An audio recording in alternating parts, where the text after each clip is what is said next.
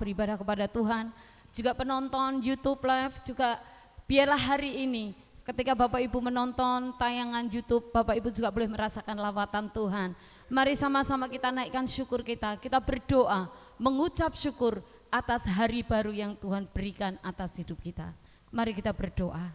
Bapa dalam surga, Bapa yang kami kenal di dalam nama Tuhan Yesus, kami mengucap syukur Tuhan buat kasih-Mu, anugerah-Mu, kebaikan dan kemurahan-Mu yang Kau berikan bagi kami. Sehingga hari ini kami boleh berada kembali di rumah-Mu yang kudus ini untuk kami memuji dan menyembah Engkau. Mari Roh Kudus layakkan kami, ampunilah setiap dosa-dosa dan pelanggaran kami, sikap-sikap kami terhadap Tuhan yang salah. Kiranya Engkau melayakkan kami untuk hari ini kami memberikan pujian penyembahan kami yang terbaik. Dan biarlah Roh Kudus Engkau hadir di tempat ini, mengurapi kami semua umat-Mu, mengurapi ibadah hari ini, mengurapi semua pelayan-pelayan Tuhan, sehingga ibadah hari ini layak Tuhan dan bisa menyenangkan hati-Mu. Terima kasih ya Bapa, kami membuka ibadah pagi hari ini hanya di dalam nama Bapa, Putra, dan Roh Kudus. Haleluya, mari semua yang percaya sama-sama katakan dengan saya, amin. Berikan aplaus yang luar biasa bagi Tuhan Allah kita. Mari kita semua bersama-sama bersuka cita. Kita menyanyi memuji untuk Tuhan, Raja di atas segala raja. Nyanyi puji Tuhan. Mari semua bangkit berdiri. Kita ekspresikan sukacita kita.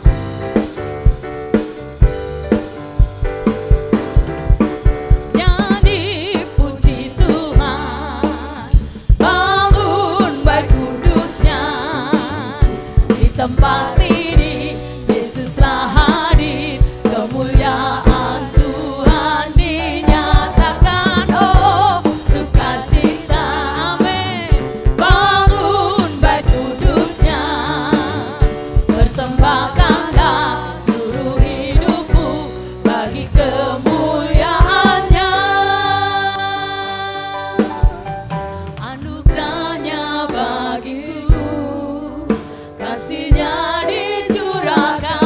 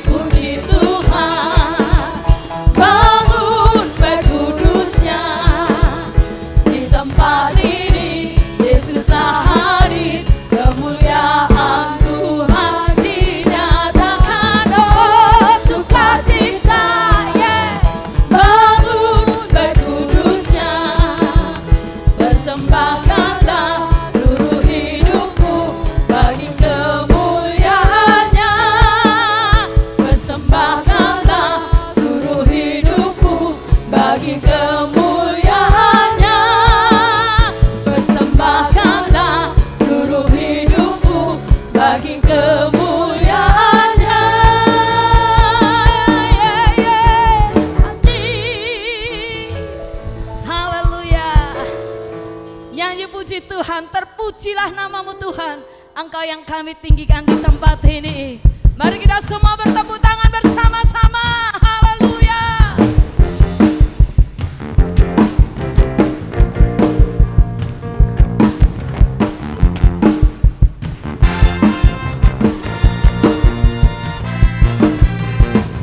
Terpujilah namamu Tuhan, kuat dan penuh kemuliaan.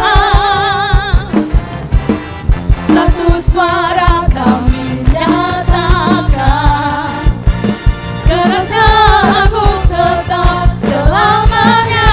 Terpujilah, terpujilah namamu Tuhan, ajaib dan penuh keagungan. Satu hati kami nyatakan, kerajaanmu kekal selamanya. Ya semua sama-sama. Oh, oh, oh, oh, Engkaulah Raja atas dunia, yang menghancurkan kusuk dan membebaskan jiwa. Kami bersorak, bertepuk tangan. Engkau Tuhan percaya dan meminta untuk selamanya.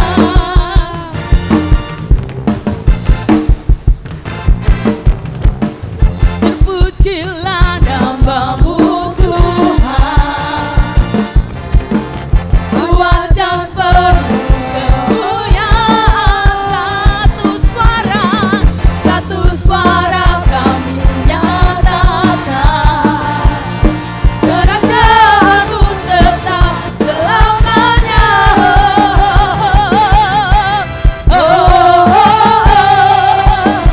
oh, oh, Engkaulah Raja atas dunia, yang menghancurkan kusuk dan membebaskan jiwa.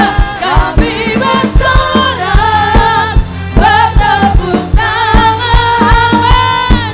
Engkau Tuhan percaya dan meminta untuk Engkaulah Raja. Mari semua atas dunia, yang menghancurkan kusuk dan membebaskan jiwa. Engkaulah Raja atas dunia, yang menghancurkan kusuk dan membebaskan jiwa. Kami bersorak, bertepuk tangan. Kami bersorak, Tuhan percaya dan meminta untuk selamanya. Jesus.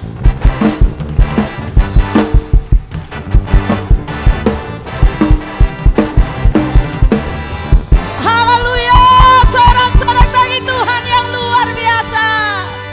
Haleluya, terima kasih Bapak Ibu, silakan duduk kembali. Haleluya.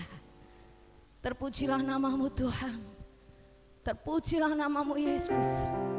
Allah yang baik, Allah yang luar biasa. Kami bersyukur. Orang mata karama shikara pataka. Shirala bala bala bayara laba shira.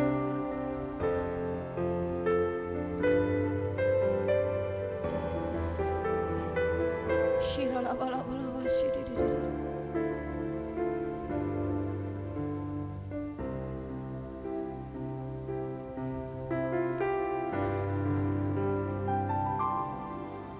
Kasih Allahku sungguh telah terbukti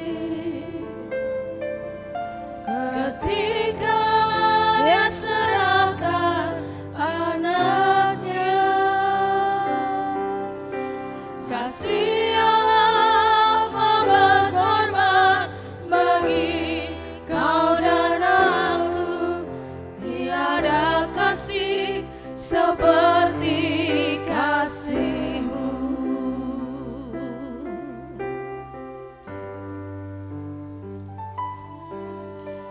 Kasih Allahku sungguh telah terbukti ketika Dia serahkan anaknya.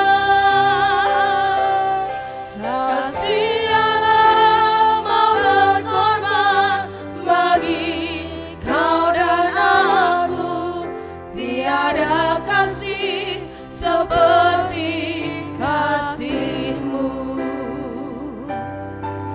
Bersyukur, bersyukur, bersyukurlah, bersyukur karena kasih setia-Mu. Ku sembah, ku sembah, ku sembah dan ku sembah selama hidupku. Ku sembah Kau Tuhan.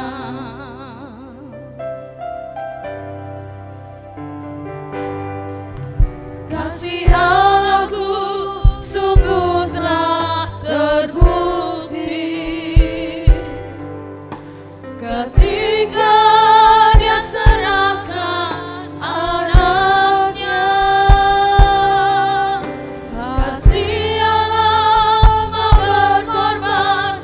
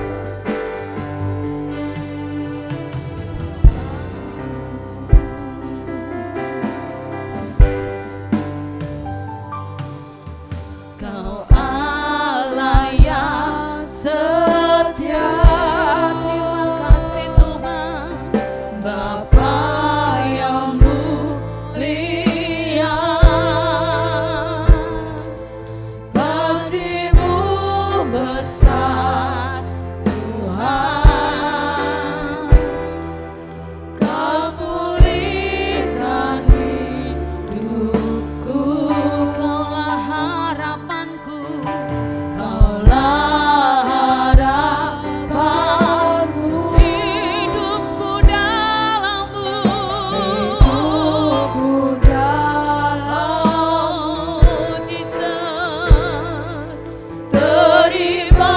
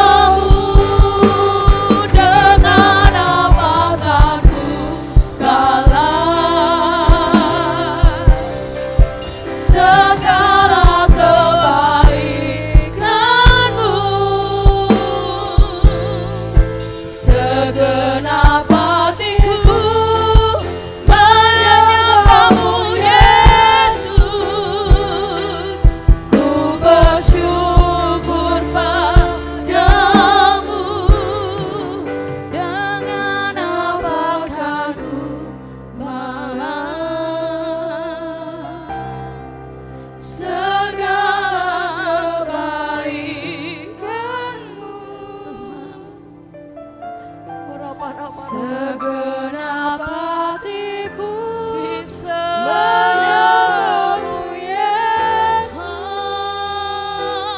ku bersyukur dengan apa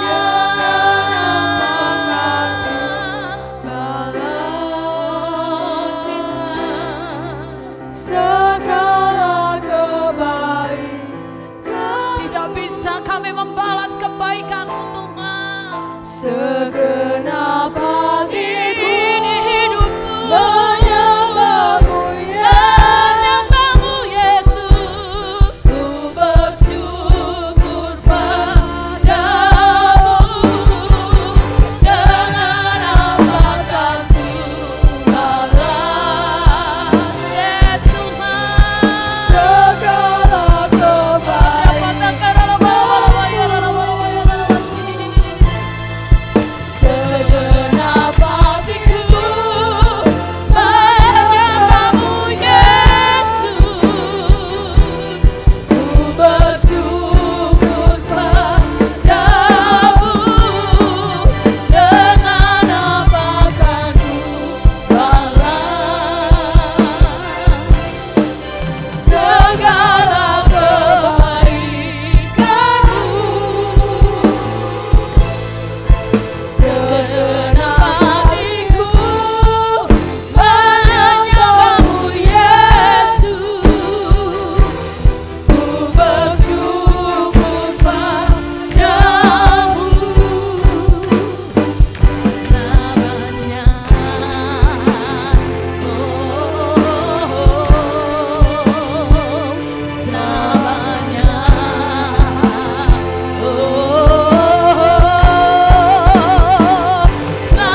selamanya,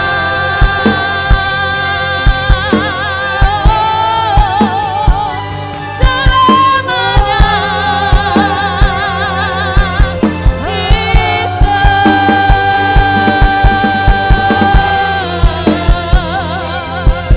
tak bisa ku membalas, tak bisa ku membalas kebaikan-Mu Tuhan.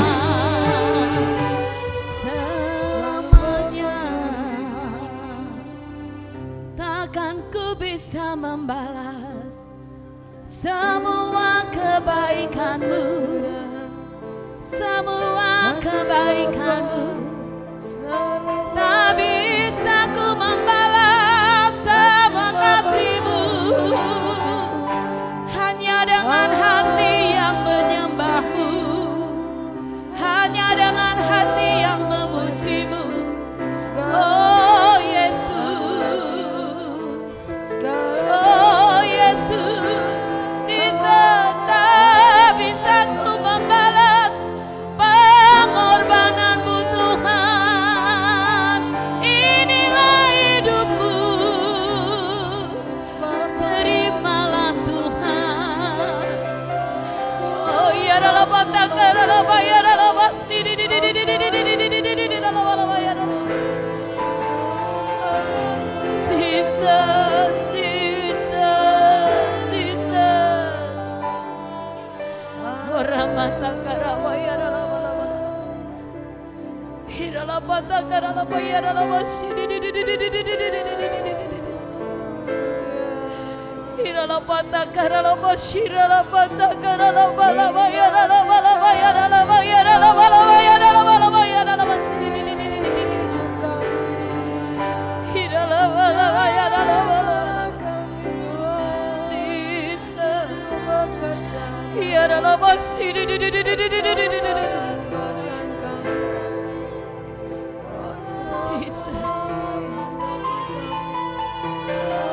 Mari Roh Kudus bekerja.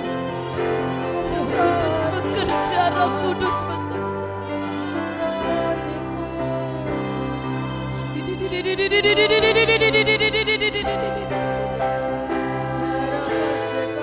Yes. Yes. Hallelujah.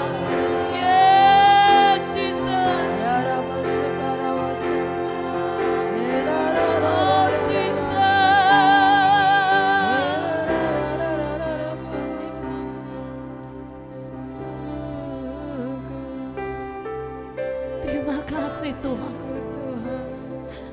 Roh Kudus jamah kami. Sesungguhnya kami tidak bisa membalas semua kebaikan-Mu Tuhan, hanya dengan hati yang menyembah. Siap terima jamahan-Mu, siap terima lawatan-Mu. Ku tak membawa apapun juga saat ku datang ke dunia. Ku tinggal semua pada akhirnya saat ku kembali ke surga.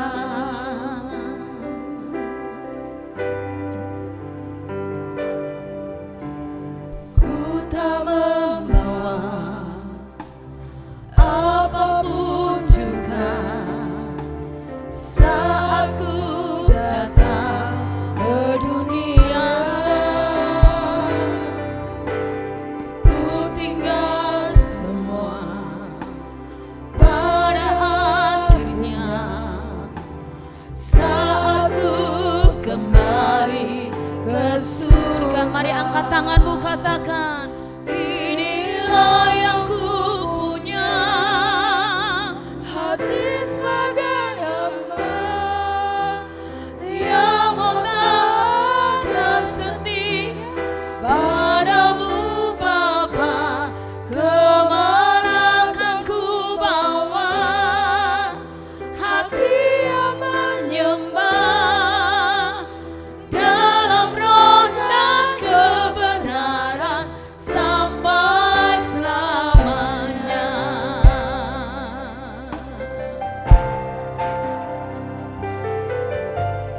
Ku tak membawa apapun juga saat ku datang ke dunia. Ku tinggal semua pada akhirnya saat ku kembali ke surga.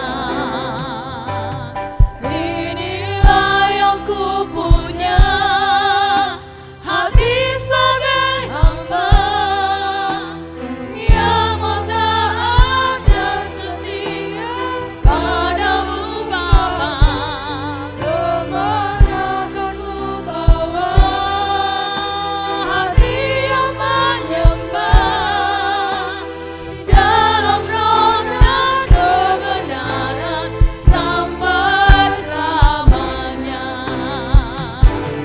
Inilah yang ku punya, hati sebagai hamba yang mau taat dan setia padamu Bapa. Kemana kan ku bawa hati yang menyembah dalam roh dan kebenaran sampai selamanya. Inilah yang ku punya, hati sebagai hamba yang mau taat dan setia padamu Bapa. Kemana kan ku bawa hati yang menyembah dalam roh dan kebenaran sampai selamanya. Dalam roh dan kebenaran sampai selamanya. Dalam roh dan kebenaran sampai selamanya.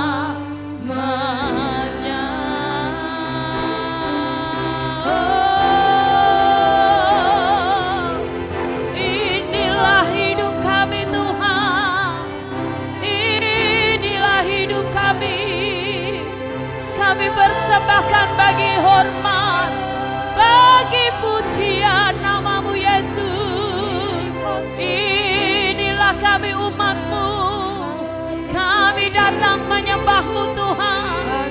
Dengan segenap hati kami yang rindu, dengan segenap hati kami yang rindu untuk menyembah-Mu. Inilah yang kami punya, hati sebagai hamba, hati sebagai hamba. Kami mau ya Roh Kudus Kau bentuk, kami mau ya Roh Kudus Kau dandani, kami mau ya Roh Kudus Kau baharui.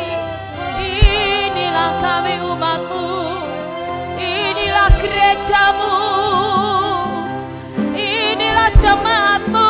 Mari ya Roh Kudus Kau lawat kami semua. Rapataka ramaya ralabashira balabaya ralabo. Hiralabalabalabalabaya ralabashidi didi ralabalabaya ralabataka ralabaya ralabashidi. Hiraparabarabaya ralabalabaya ralabalabaya ralabashidi didi.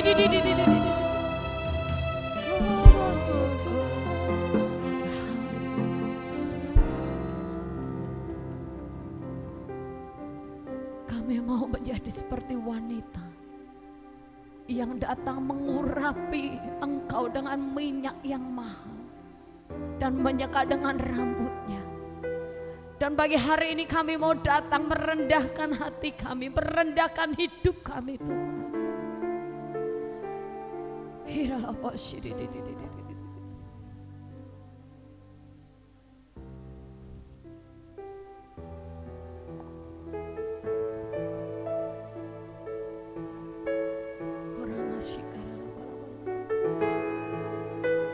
Seperti wanita mengurapi-Mu, menangis di bawah kaki-Mu.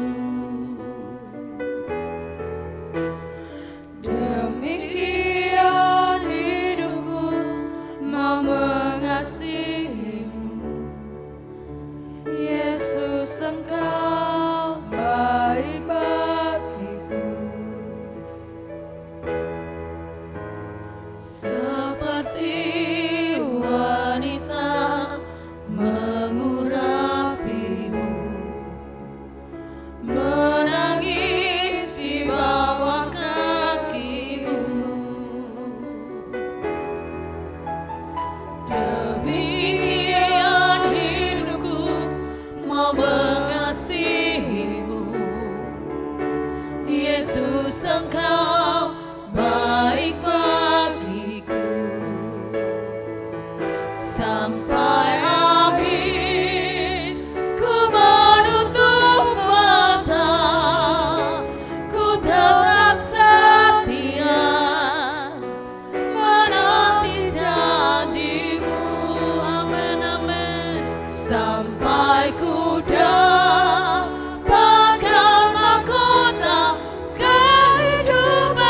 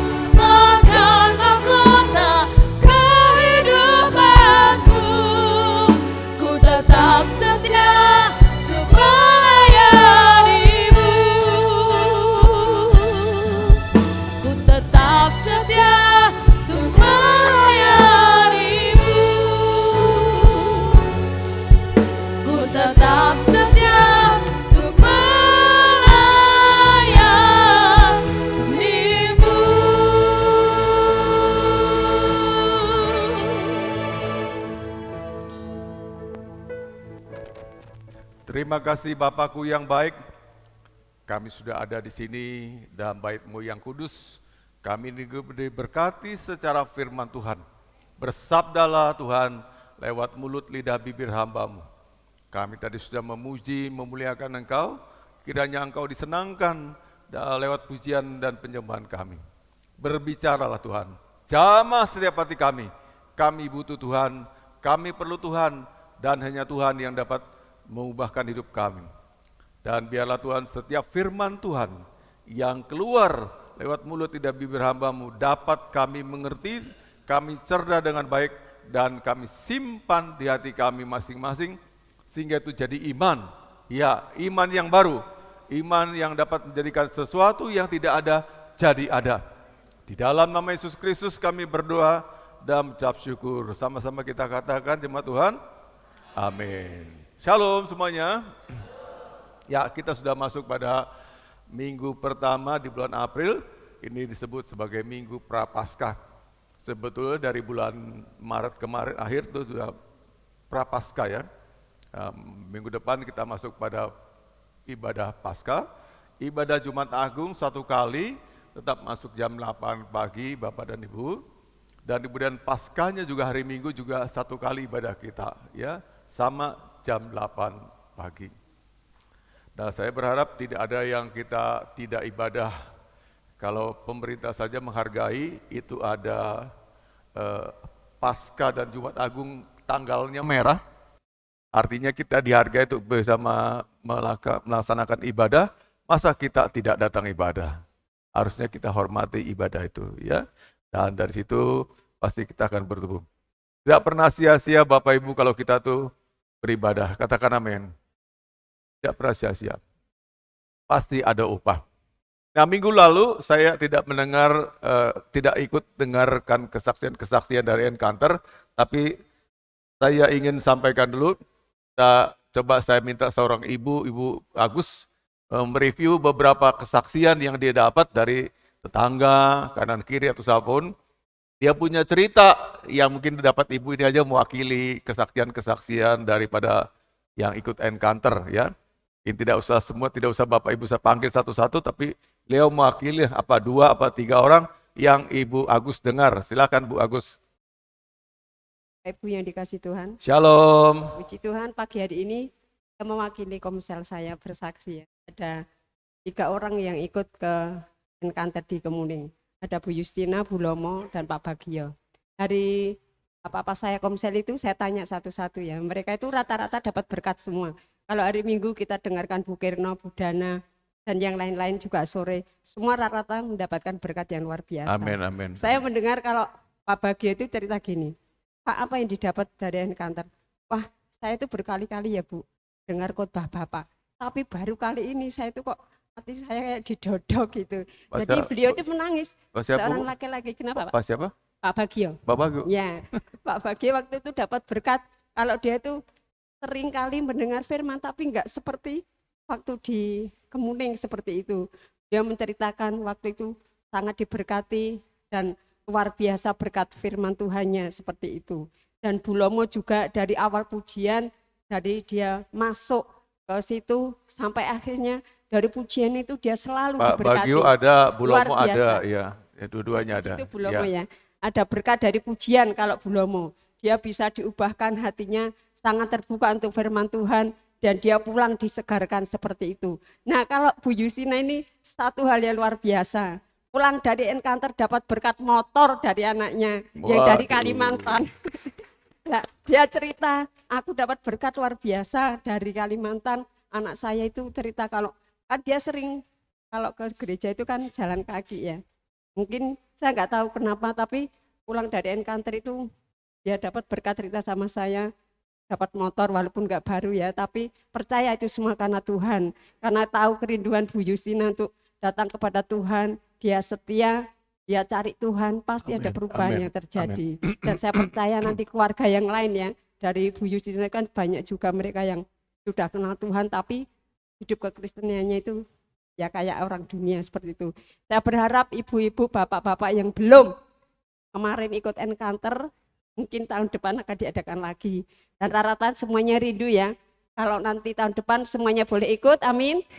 Ya, Amin. semua siapa saja boleh ikut karena berkatnya luar biasa. Saya sendiri secara pribadi juga mendapat berkat dari Bapak waktu Bapak bilang gini, coba bayangkan kalau Bapak yang jahat itu kan tahu memberi yang baik. Orang yang berdosa memberi yang baik. Saya nginget apa ya? Waktu itu bapak saya itu pegawai negeri biasa. Dan kalau anak-anak itu kan kalau sekaten itu kan pengen mainan ya. Saya juga seperti itu. Aku pengen anak-anakan waktu itu seperti itu, kayak boneka. Lah bapak saya itu antar saya naik sepeda ontel warna hijau. Waktu itu nggak banyak orang yang ada sepeda ontel ya, onik gitu. Nah saya diboncengin, dari situ saya pulang itu saya pamer sama teman-teman, aku dibeliin kayak gini. Nah saya ingat seperti itu. Kalau Pak Melvin waktu itu beliau apa ya pengen kelereng. Dari situ bapaknya ngasih kelereng di sakunya lah. Saya ingat waktu itu. Nah saya percaya bahwa bapak yang jahat aja tahu memberi yang terbaik. Apalagi bapak ibu semua yang Haleluya. sudah kenal Tuhan. Pasti bapak di surga tahu memberi yang terbaik kepada bapak ibu. Ini yang menjadi kesaksian saya. Tuhan Yesus memberkati. Ya, kita kasih tepuk tangan. Ya, kalau saya tidak dengar langsung dari Ibu Agus, hampir tidak percaya. Pak Bagio itu kan diem gitu aja orangnya, ya.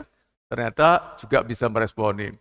Juga Bu Lomo apalagi ya. Coba Bu Lomo berdiri biar banyak yang tahu Bu Lomo yang mana Pak Bagio. Coba Pak Bagio sama Bu Lomo berdiri coba. Silakan Bu, Pak. Nah ini orangnya. Monggo Pak berdiri Pak. Nah kan Anda nggak yakin kok dia bisa kesaksian kayak gitu. Tapi itulah Tuhan bisa jamah siapa saja, katakan amin. Nah, apakah artinya hidup beriman tuh? Dengarkan baik-baik Bapak ya. Beriman itu artinya saya sadar saya hidup dalam ruang lingkup Allah. Nah, katakan yang gede ini ruang lingkup semesta alam, saya di sini. Saya sadar saya bukan di luar, tapi saya dalam ini. Saya ciptaannya. Dunia diatur semua sama Tuhan. Semua yang terjadi diketahui Tuhan. Dan yang belum terjadi juga Tuhan tahu. Itu artinya beriman. Katakan amin. Jadi kita juga semuanya beriman tuh arti percaya Tuhan ngatur semua hidup saya. Dia mengerti Tuhan, saya menyadari Tuhan punya tujuan dalam hidup saya. Tidak kosongan gitu aja. Itu artinya beriman, Bapak. Nah, kesadaran itu seringkali terlupakan, hilang. Kita perlu ketemu lagi dengan Tuhan, itulah encounter. Katakan amin. Saya harus berusaha, saya harus kerja untuk makan. Saya. Lupa dia yang ngasih kerjaan, yang berikan saya rezeki, yang sembuhkan saya, yang akan pulihkan saya, yang luka hati saya diobati, semuanya dari Tuhan. Nah, kesadaran itu yang seringkali hilang Bapak Ibu. Tetap kita ke gereja, tapi kita cuma ingat Tuhan waktu di gereja. Waktu susah ingat Tuhan. Waktu menderita ingat Tuhan. Waktu sakit ingat Tuhan. Selebihnya kita ingat Tuhan. Dengan encounter kita dipulihkan lagi kesadarannya akan Tuhan. Bahwa ada Tuhan semesta alam, kita hidup di bawahnya dia itu. Dia ngatur seluruhnya. Itu namanya beriman. Percaya dia kendalikan segala sesuatu. Katakan amin. Dan dia Tuhan yang baik. Nah kita perlu berkali-kali ngalamin encounter lagi ya. Dengan demikian setelah kita ngalamin encounter, kita beroleh tujuan hidup yang baru yang disegarkan, kepastian hidup yang baru ya. Orang kalau putus asa dan gantung diri, katakanlah bunuh diri itu karena dia tidak ketemu Tuhan. Katakan amin. Kalau dia ketemu Tuhan, dia tahu siapa Tuhan itu, tidak akan berlaku demikian. Halo. Ya, tidak begitu ya. Ada orang ditanyakan dia hidupnya lewat dosa prostitusi. Dia jual diri. Orang pendeta tak bertanya sama dia, "Bu, kenapa Ibu milih kerjaan demikian?" "Saya sebenarnya nggak mau Pak, tapi sekarang butuh makan, anak-anak saya butuh makan."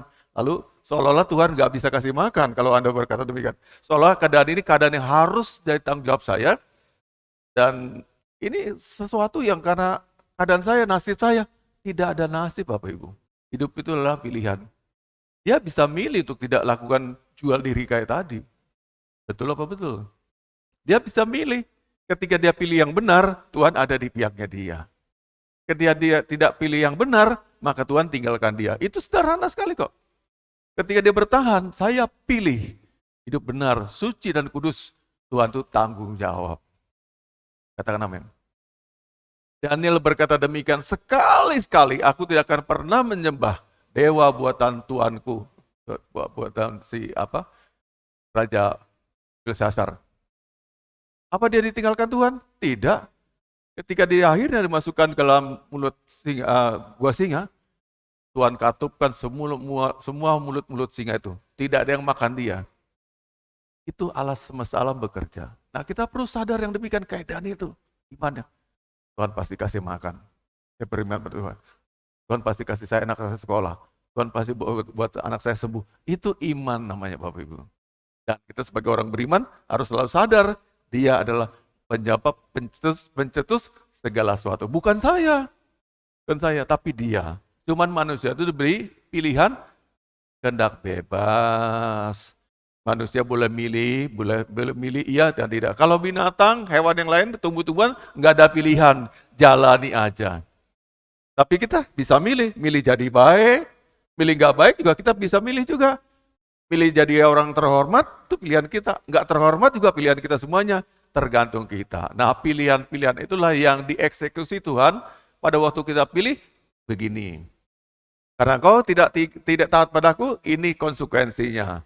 Kau taat padaku, ini konsekuensi. Semua ada pilihan, ada harga yang dibayar. Katakan Bapak Ibu, amin. Ada pilihan yang kita bayar.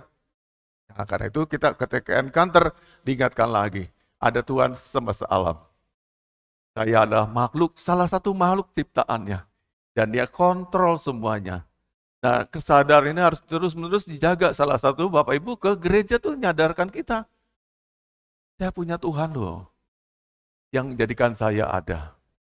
Tapi seringkali kita nih sadar kita ciptaan Tuhan, kita tidak jadikan Tuhan sebagai penguasa tunggal hidup saya. Katakan amin. Masih banyak lagi ngatur hidup saya. Kita diatur uang, diatur kerjaan, diatur apa lagi tuh. Kemarin Bapak bikin tuh postingan pagi-pagi. Iman kita tidak iman yang merdeka, tapi iman yang dikendalikan suatu. Tuhan mau kita bebas memilih Tuhan. Apapun risikonya, Tuhan adalah pilihan saya. Katakan amin. Amin. Bapak Ibu harus merdeka, ya. Tidak tentukan lain-lain. Apa Bapak Ibu pikir kalau sekarang saya ini kurang makanan, tidak bisa katakanlah kurang makan, kurang kecukupan gitu ya bahasanya. Saya pasti mati. Tidak loh. Mati hidup dengan Tuhan. Tuhan bisa tumbuhkan banyak cara jalan dan rezeki buat kita bagi umatnya yang mengasihi dia. Buka ya coba Roma 8 ayat 28. Satu firman Tuhan. Belum kita masuk pada materi. Roma 8, 28.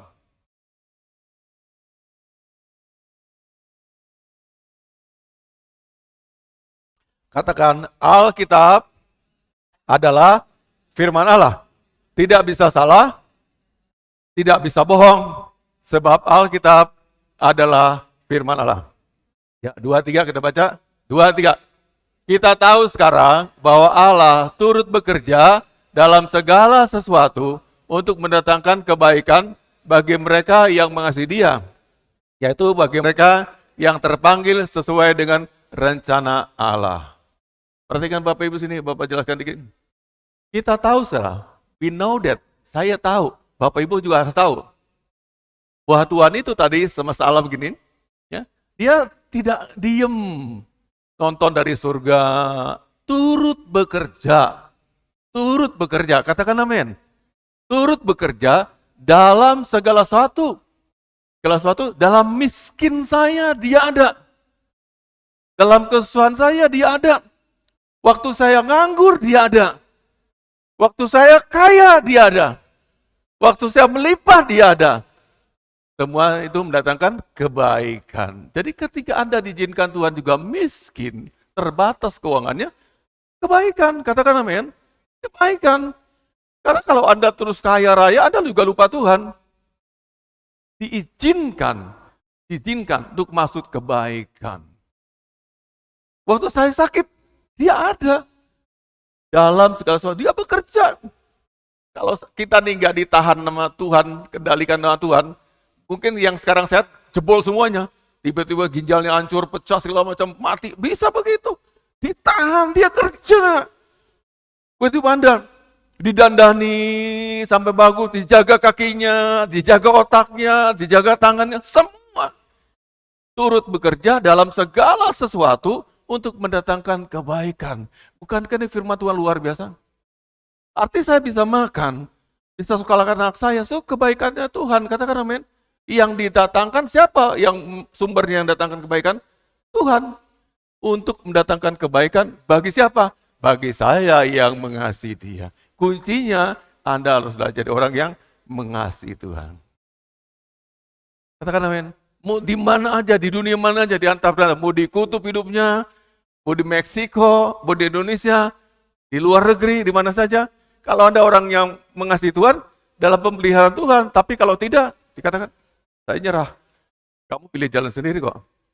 Terserah kamu mau jadi apa. Ada amin Bapak Ibu. Itulah pilihan, kekuatan pilihan.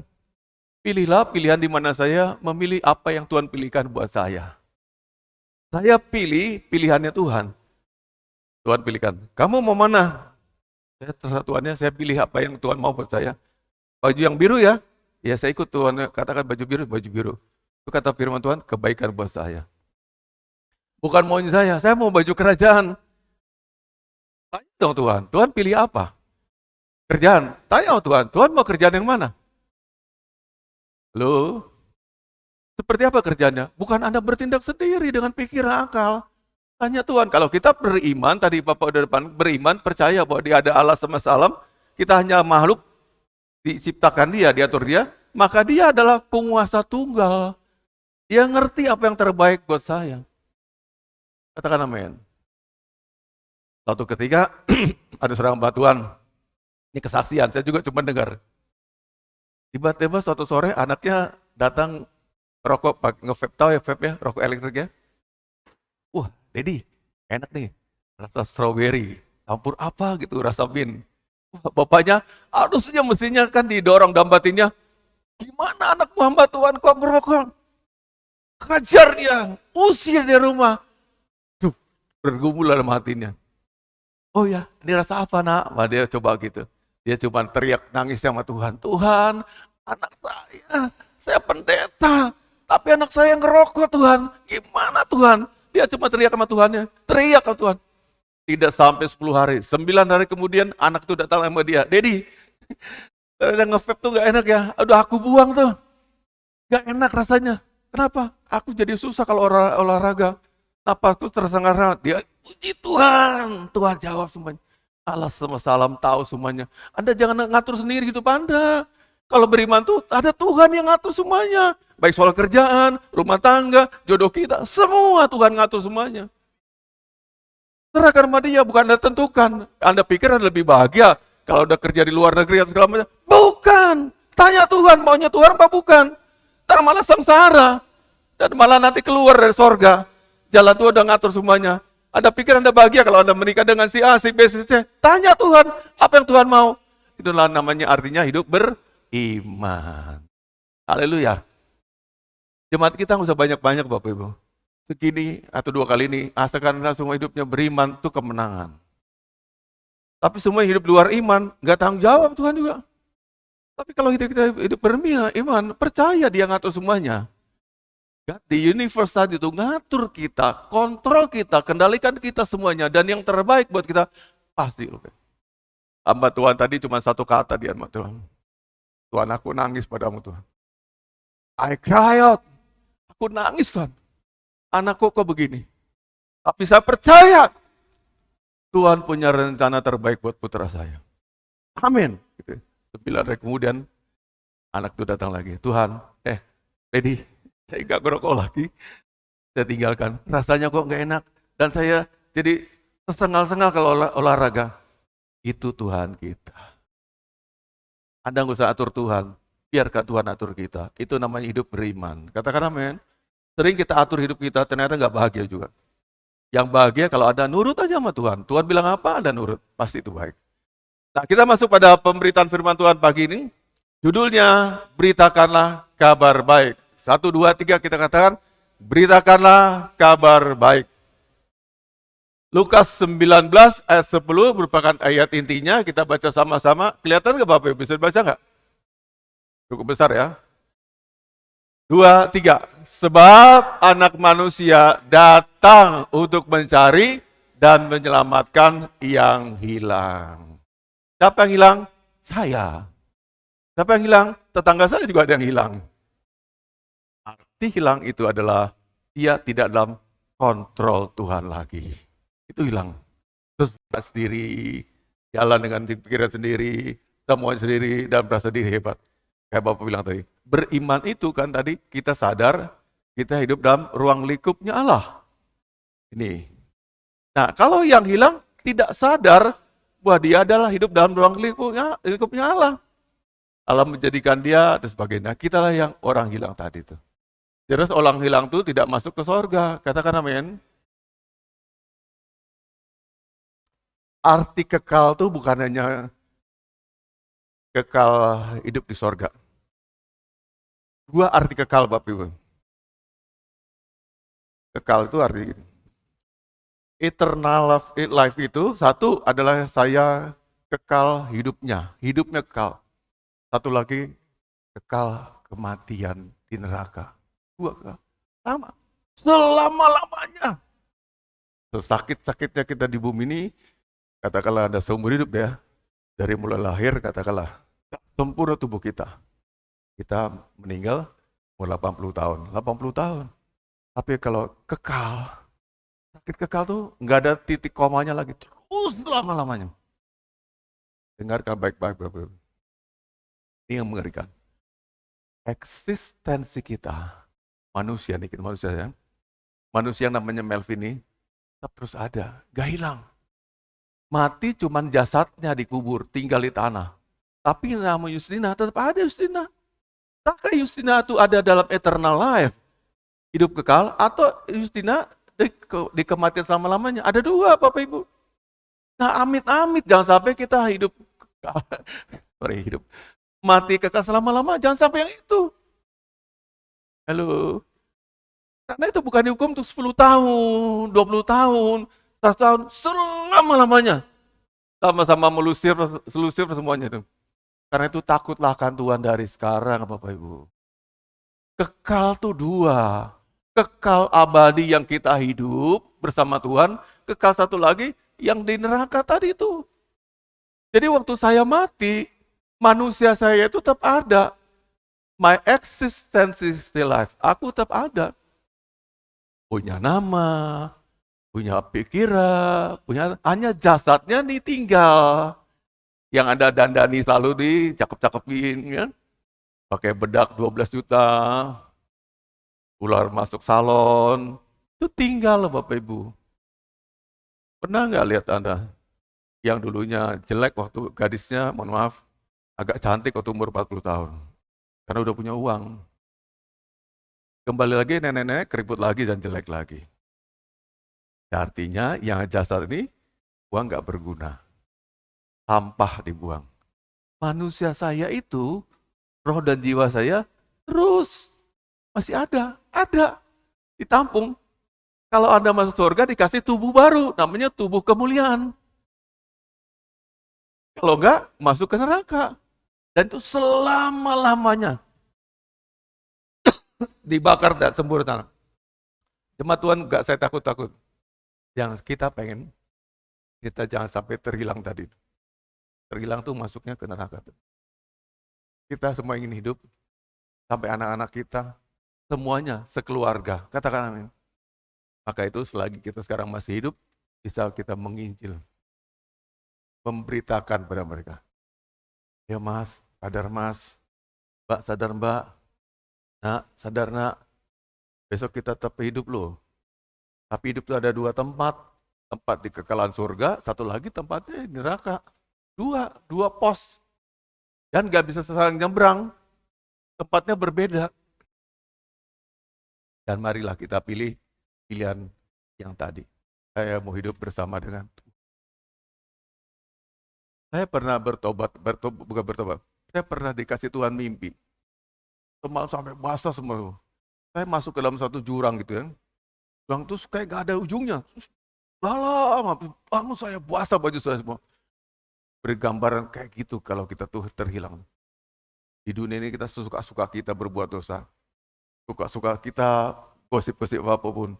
Tapi Anda tahu, semua ada harga dibayar. Katakan amin. Dan marilah kita takut akan Tuhan dari sekarang ini. Tidak mau terhilang, saya mau jadi miliknya Tuhan. Jadi yang disebut terhilang itu adalah yang bukan jadi miliknya Tuhan lagi. Tapi sebenarnya kita manusia diciptakan Tuhan untuk hidup bersama-sama dengan Tuhan. Katakan amin. Bersama-sama dengan Dia. Tapi pilihan kita nggak bersama dengan Tuhan atau mau bersama dengan Tuhan tuh pilihan kita juga. Ya, klik lagi berikutnya. Nah, pengorbanan Yesus di kayu salib adalah merupakan sebuah karya yang hebat bagi manusia. Katakan amin. Karya yang hebat. Kenapa Bapak Ibu dia karya yang hebat? Karena Tuhan yang menciptakan kita, Dia sendiri yang mau mati buat kita. Adakah Bapak Ibu pencipta mau rela berkorban untuk ciptaannya? Tidak ada, kecuali Yesus buat kita. Karena sangat mengasihi kita. Bapak udah ngantar depan tadi. Semua ciptaan Tuhan yang lain itu tidak diberikan satu keistimewaan yang luar biasa. Itu kita punya kehendak bebas. Bisa memilih. Yang lain cuman nurut-nurut aja.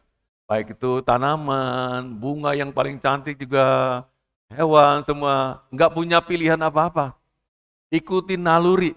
Tapi Bapak Ibu semuanya kita punya pilihan. Memilih yang baik dan memilih yang tidak baik. Ada amin? Ada amin sekali lagi? Nah, jadi kita nih ciptaan Tuhan yang paling dikasih, itu sebabnya Tuhan mau mati buat kita di kayu salib.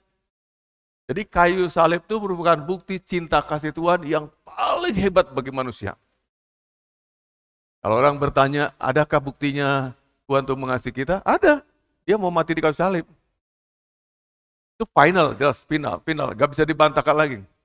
Dia yang adalah Tuhan dan pencipta, dia mau mati bagi manusia di kayu salib. Berikutnya, dia yang adalah Tuhan memberikan nyawanya bagi manusia, kita, menjadi tebusan dosa yang sepantasnya menerima hukuman mati. Siapa yang pantas terima hukuman mati? Bapak dan Ibu, saya dan kita semuanya. Kita pantas gak dihukum mati? Antar. Firman Tuhan katakan tidak ada satu orang manusia pun yang mencari Allah. Semuanya kehilangan kemuliaan Allah. Hilang kemuliaan Allah. Apa sih arti kemuliaan Allah? Nah, tadi udah katakan kita ini makhluk yang Tuhan desain untuk hidup bersama-sama Dia. Berarti kan mulia. Halo, paham ya? Didesain untuk hidup bersama-sama dengan Tuhan. Berarti kita kan mulia. Dicintai Tuhan, diinginkan Tuhan untuk hidup bersama-sama dengan Dia. Lalu kalau dikatakan kita kehilangan kemuliaan, itu artinya Tuhan udah gak mau lagi sama kita. Itu artinya kehilangan kemuliaannya, kemuliaan Tuhan. Kita udah gak diinginkan lagi. Kenapa? Karena kita berdosa. Dosa yang memisahkan kita dari Allah bukan karena Tuhan tidak mau sama kita, tapi dosa. Karena dosa kita terpisah dari Tuhan. Nah, lalu supaya kita bisa jadi miliknya Tuhan lagi, Tuhan menebus semua dosa-dosa kita. Saya bayar harganya. Saya turun ke dunia, saya turun ke bumi. Kalau mereka percaya padaku dan keselamatan hanya satu-satunya dalam Yesus, maka mereka ditebus jadi umat pilihannya Tuhan. Itu Bapak Ibu ceritanya. Maka salib itu merupakan lambang, simbol yang ditakuti sekali oleh iblis. Jangan sampai orang kenal jalan salib. Jangan sampai orang kenal salib. Biarlah orang itu tetap berdosa, tetap bejat, tetap busuk, tetap rusak. Dan mereka jadi kawanku nanti di neraka. Kata iblis demikian. Tapi Tuhan begitu cinta pada kita. Dia buat banyak jalan supaya kita tuh mengenal Tuhan. Katakan amin Bapak Ibu. Cara Tuhan banyak sekali. Supaya kita kenal Dia. Diikuti, taraf berpikir kita disesuaikan, taraf sosial kita diikut. Pokoknya Tuhan ikuti sampai kita ngerti, ngeh sama Tuhan. Oh, ini Tuhan baik sekali. Itu Anda sadar akan Tuhan itu siapa buat kita? Itu namanya kita ngalami pertobatan. Punya sikap baru, beralih kepada Tuhan. Lu condong pada diri sendiri. Diri sendiri. Sekarang beralih pada Tuhan. Milih Tuhan. Bukan milih diri sendiri, tapi milih Tuhan. Ini merupakan sikap yang bajik. Ya, lanjut lagi ya. Klik berikutnya. Ini ayat yang berikutnya, Petrus 3:18, kita baca lagi. 2, 3.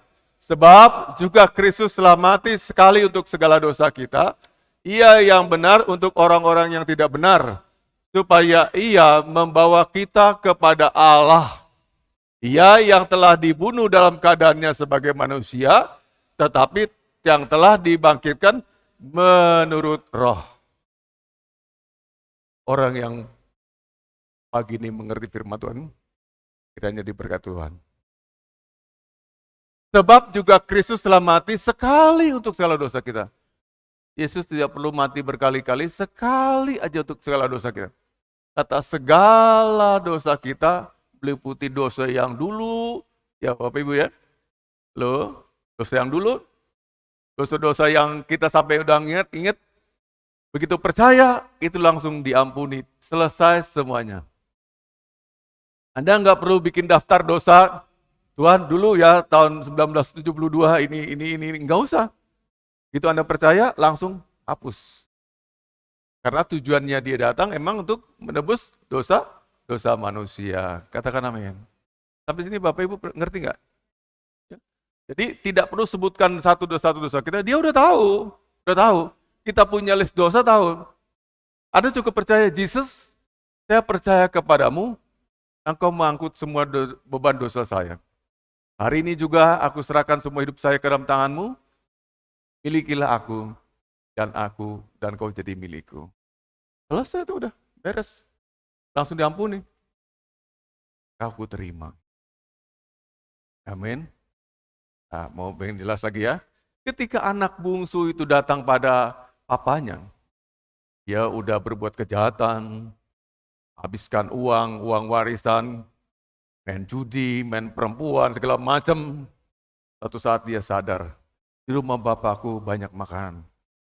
Biarlah aku kembali ke sana aja. Mau jadi budak pun boleh, jadi apapun. Pokoknya sana aku makan, jangan kelaparan kayak gini. Di tempat dia ada sekarang, ampas babi aja orang gak rela ngasih dia makan. Dia balik. Ini yang menarik nih. Lukas pasal 15. Firman Tuhan ceritakan, ketika dia jalan pulang tuh, bapaknya kalian ngarep tiap hari ya.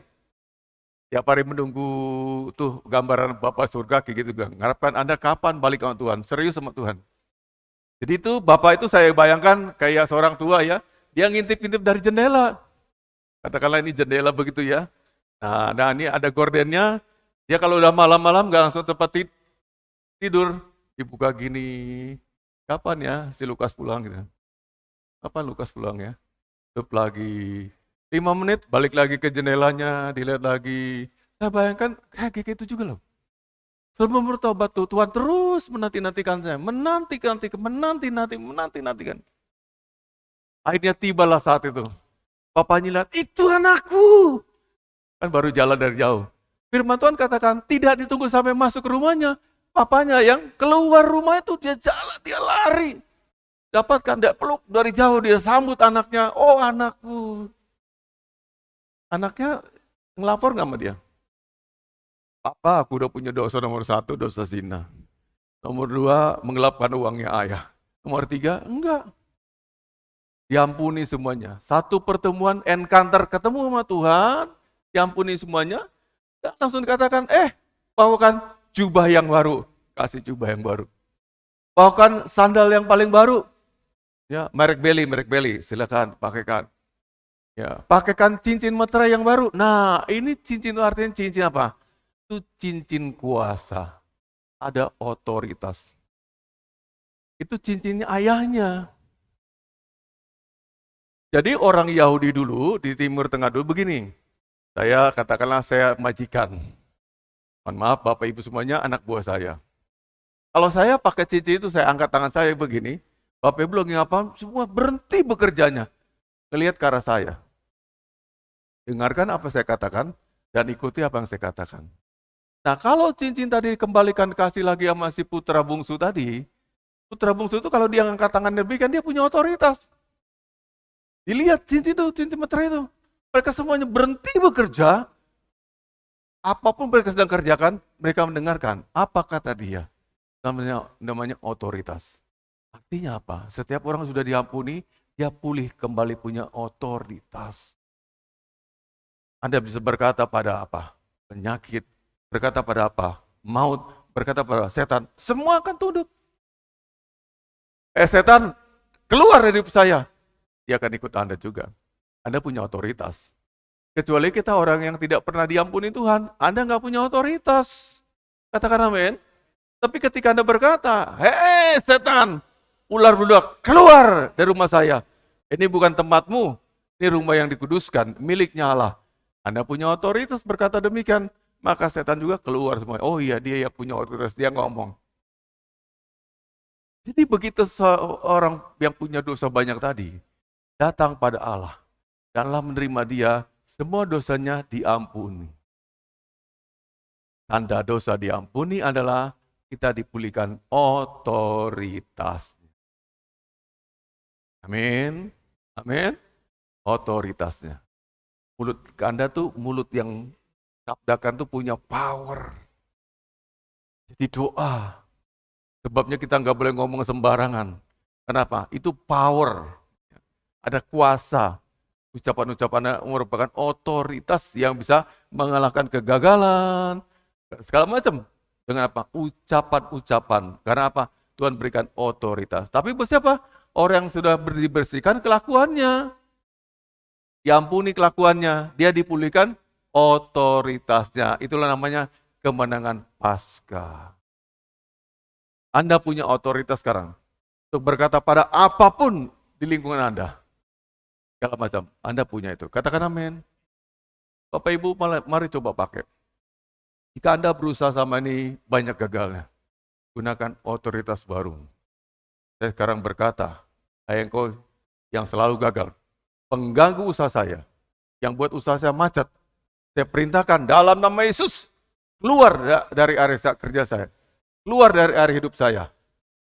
Dengan otoritas yang Tuhan perbarui, saya memerintahkanmu untuk keluar dan kau tidak boleh mengganggu saya lagi. Imani pasti terjadi. Anda punya otoritas. Itu kemenangan Paskah, punya otoritas. Pada siapa aja Anda berkata demikian? Otoritas itu apa? Apa sih Bapak Ibu? Saya melihat suatu jalan yang kredit. Seringkali sekarang tuh dekat persimpangan Triharsi itu kan kusut banget ya. Kalau Anda mau lihat sana tuh agak ke arah jalan Gilingan tuh. Wah rumit ya. Dari kiri sini, dari seberang arah balapan tuh mau ke kiri lagi ini. Wah rumit Pak. Kadang-kadang Bapak tuh muter lagi. Kalah sama jalan. Kalau berpakaian preman kasih ini, walaupun saya tinggi tegap begini ngatur, orang nggak dengar saya. Tapi katakanlah ada seorang polisi, pangkatnya paling rendah lah. Ya, cuman prajurit 2 gitu ya. Didengarkan, diperhatikan. Sempritannya dihargai. Kenapa? Dia pakai baju otoritas. Katakan amin. Anda juga sama begitu. Kalau Anda mengenakan otoritas dari Yesus, dalam nama Yesus, itu otoritas bekerja terjadi. Maka apapun yang Anda katakan itu akan memperhatikan apa yang Anda ucapkan. Katakan amin. Imani. Jika hidup Anda mengarahkan sesuatu, wah saya kusut ya, hidup saya gak balance, gak seimbang, ada kekacauan, perintahkan pakai otoritas yang baru. Dalam nama Yesus saya katakan, hai gejolak di hati saya, diam, kekacauan, diam, tenang, dalam nama Yesus, dalam nama Yesus, Anda punya otoritas. Katakan amin. Jadi bisa dipakai buat semua. Itu ibaratnya kayak tadi ya, polisi yang menggunakan seragam polisi. Tapi kalau Bapak pakai jas begini pun orang gak dengar, gak perhatikan, itu siapa tuh? Kau gagah-gagahan mau atur-atur lalu, malah dibilang gitu ya, malah diejek ya. Siapa sok-sok demikian? Tapi kalau saya pangkatnya paling rendah pun, orang akan dengarkan, perhatikan. Sama juga Anda, di jemaat mungkin kastanya hanya pelayan biasa aja, atau mungkin gak melayani. Tapi Anda gunakan otoritas dalam nama Yesus, maka setan pun juga tunduk pada otoritas Anda. Katakan amin. Yakini ya? Amin. Yakini ya? Jadi ini pelajaran bisa dipraktekkan langsung. Coba gunakan, praktekkan. Apa saja, mau buat kue supaya laku, saya gunakan otoritas dalam nama Yesus. Segala penghalangnya, pengganggunya. Untuk ini jadi gagal, kue yang gagal, saya tolak dalam nama Yesus. Karena aku perintahkan dengan otoritas dalam nama Yesus. Jadi kue yang berhasil, kue yang laku, kue yang paling enak dalam nama Yesus. Itu namanya gunakan otoritas. Kita punya itu. Katakan amin. Ya, klik lagi berikutnya. Nah, apa yang dikerjakan saya setelah saya diselamatkan? Jangan egois. Kita bukannya suruh menikmati keselamatan, tapi harus apa? Memberitakan keselamatan itu. Katakan amin. Pada orang-orang lain, keluarga kita, anggota keluarga kita yang belum kenal siapa Yesus. Jadi bukan saya menikmati otoritas tadi, mereka juga layak punya itu. Mereka juga layak menggunakan itu juga ya. Begitu kita menjadi miliknya, Allah memakai kita untuk menjangkau orang lain. Haleluya, katakan amin. Yang bagian ini coba ya kita sebutkan sama-sama ya. Kita baca 2 kali ya. Begitu kita jadi miliknya, 2, 3. Begitu kita menjadi miliknya, Allah memakai kita untuk menjangkau. Sekali lagi, begitu kita menjadi miliknya, Allah memakai kita untuk menjangkau orang lain. Anda udah milik Tuhan apa belum? Udah milik Tuhan apa belum? Berarti kita tinggal apa? Dipakai Tuhan untuk menjangkau orang lain. Katakan amin. Kita yang belum bertumbuh tuh itunya. Jadi gereja kita masih sepi-sepi begini. Ya, ada gereja di India yang pernah ada Bapak saksikan sini dan pernah saya putarkan filmnya, baptis orang sampai ratusan orang. Tiap hari baptis orang. Dan kita tergabung dalam komsel-komsel, seharusnya kita tuh berlomba-lomba. Gimana tiap minggu kita bawa orang baru untuk ibadah di tempat ini. Katakan amin. Kalau kita nggak bawa orang baru, kita seperti apa? Seperti hanya penikmat keselamatan. Ya, aku udah selamatkan, udah kita tidur, makan, bobok, kerja. Ya, besok minggu datang gereja lagi. Tapi sekarang kita punya tugas. Apa tugas kita? Memberitakan keselamatan untuk orang lain. Banyak caranya. Bapak tiap pagi ngirimkan juga tuh, seringkali ngirimkan postingan-postingan. Itu aja dipakai ulang, diteruskan ke orang lain lagi. Atau yang dapat lewat firman Tuhan, apa saja diteruskan. Kita bagi ke orang lain. Coba Anda inventarisir nanti ya di rumah. Kelompok yang paling Anda kenal atau jumlah orang yang paling Anda kenal di pribadi Anda. Kalau Bapak tuh ribuan ya, katakanlah misalnya Ibu Nangkulo, teman kerja punya 10 orang. Tetangga rumah punya 10 orang. Rekan orang tua murid punya 10 orang. Ada 30. Keluarganya dia 10 orang. 40 diinventarisir. Coba tulis gitu rumah. Itu paling tidak 40 orang. Tiap hari kena kiriman postingan dia. Katakan amin. Itu tugas menjangkau orang lain buat Tuhan. Kalau orang itu bertobat bukan urusan kita. Tapi saya mau menjangkau. Katakan amin. Ya, apa orang itu bertobat atau enggak itu urusan Tuhan. Karena bisa saja satu firman Tuhan paling sederhana, kalau Tuhan memang berbicara, Tuhan mengurapinya, orang yang paling keras hati pun bisa bertobat dan berubah. Katakan amin. Tapi kalau roh memang enggak bekerja, ini orang itu bukan dipilih Tuhan. Tuhan masih punya waktu sendiri buat orang itu. Mari kita bekerja demikian, menjangkau orang lain untuk Tuhan. One more for Jesus. Satu orang lagi buat Tuhan. Katakan amin. Ya, Bapak Ibu semua karena saya bisa ngerti ya. Kita punya tugas apa? Setelah diselamatkan, kita menjangkau orang lain buat Tuhan. Bukan buat diri sendiri, bukan buat gereja juga, buat Tuhan. Bukan. Terserah mereka mau beribadah di gereja mana, di sini, di mana, terserah itu urusan Tuhan. Tapi saya harus memberitakan kabar baik itu. Setelah saya diselamatkan, ditebus semua dosa-dosa saya, apa balasan saya sama Tuhan? Ya satu, saya menjangkau orang lain lagi yang belum diselamatkan, supaya itu diselamatkan. Sama seperti saya juga diselamatkan oleh Tuhan. Itulah tugas mulia yang disebut dengan nama amanat agung. Selain itu amanat Tuhan buat jemaat Tuhan. Kamu sudah selamatkan, dikatakan ini Ibu Ratna. Bu Ratna, kamu sudah saya selamatkan. Sekarang tugasmu beritakan keselamatan daripadaku pada orang-orang, pada keluargamu, tetanggamu, rekan-rekanmu, dan sebagainya. kalau kita jujur tadi ya, minimal kita nih punya kontak 50 orang. Minimal sebetulnya. Kalau kita mau aktifkan, itu kita bisa bagikan tugas kita, jalankan tugas kita dengan baik. Ya, yakin Bapak Ibu semuanya? Bahkan Anda lebih dari itu. Anda nggak akan punya WhatsApp kalau di bawah 50 orang. Buat apa pakai WhatsApp kalau cuma 20 orang anggotanya? Jadi WhatsApp yang anggota keluarga, kelas-kelasnya, orang kaya, ya handphone tangan dia cuma orang tertentu, dia perintahkan semuanya lewat apa asisten pribadinya. Tapi kalau kita kan kelasnya bukan begitu. Kita WhatsApp semua buat kita, betul nggak? Tagihannya lewat saya juga, kan gitu ya. Nagih dan penagih itu lewat Anda semua kan? Anda belum punya staff yang ngatur semuanya itu. Berarti level saya tuh banyak. Kalau Anda kelasnya memang ya udah eksekutif banget, mungkin isi handphone Anda tuh 50 orang saya percaya. Karena itu terfilter gitu loh. Gak semua orang punya nomor handphone Anda. Kayak Pak Jokowi nggak mungkin punya nomor handphone banyak orang. Menteri-menterinya sih ada, orang-orang pentingnya ada, orang-orang VIP-nya. Tapi buat saya bukan orang VIP, saya orang biasa. Semua harus jadi VIP buat saya, katakan amin. Nah, kita coba lewat itu. Nah, ada cara-cara lain lagi ya. Lewat apa? Persuasif pendekatan pribadi sama mereka. Menceritakan saya diberkati, saya diubahkan oleh Tuhan, lewat Tuhan menjamah saya, itu merupakan hak saya, katakan amin. Kita nggak bisa hukum siapa-siapa. Kenapa? Itu hak pribadi saya. Saya sembuhkan oleh Yesus, zaman Yesus. Yesus menjamah saya sembuh dari sakit saya. Salah nggak ngomong gitu? Nggak salah. Hak pribadi dia.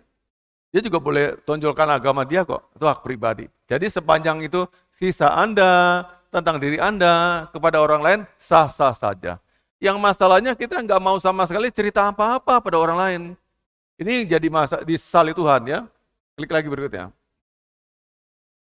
Begitu Anda diselamatkan, Allah bermaksud memakai Anda bagi tujuannya. Katakan amin.